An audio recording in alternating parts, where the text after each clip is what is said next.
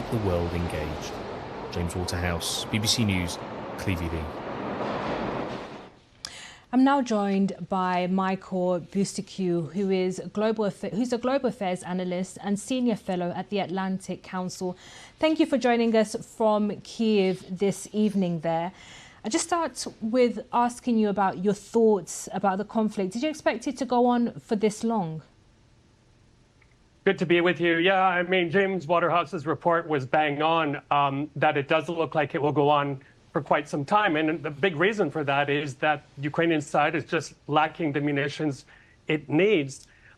We are hearing very, very worrying reports from the front lines of units of their guns going silent because they don't have enough ammunition.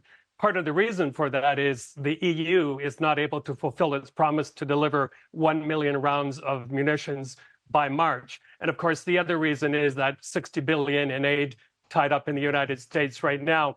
The other worry here, if I can, is that it does look like also from colleagues who have visited the front line that there's a lot less obstacles should the Russians move further this way.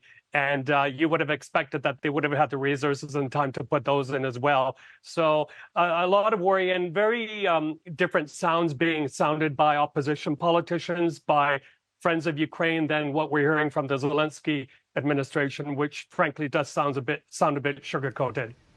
So do you think we're in a position where this aid from the EU, from the US, just won't arrive? And if it doesn't, where does this leave Ukraine going forward? Yeah, it's a very good question. From the summit I heard today of civil society leaders and political leaders, it almost sounds like they're shifting to being more reliant on themselves. So, for example, they're building a drone technology center here. The Ukrainians have had an amazing success with their own maritime drones on the Black Sea. Those waterways have now been opened up.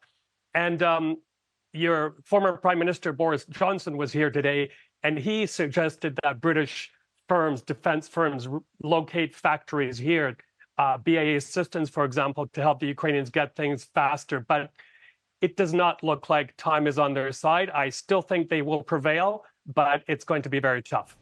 And so what is the mood in Ukraine on this second anniversary? How are people feeling, considering they're just not getting the support perhaps they thought they'll be getting at this point in the conflict? Yeah, well, I have my Dun Square right behind me. Curfew is about to set in, but throughout the day, I was talking to people, watching them in front of these memorials, very reflective. I think people have kind of absorbed the war by now, if I can put it that way. They power through the day.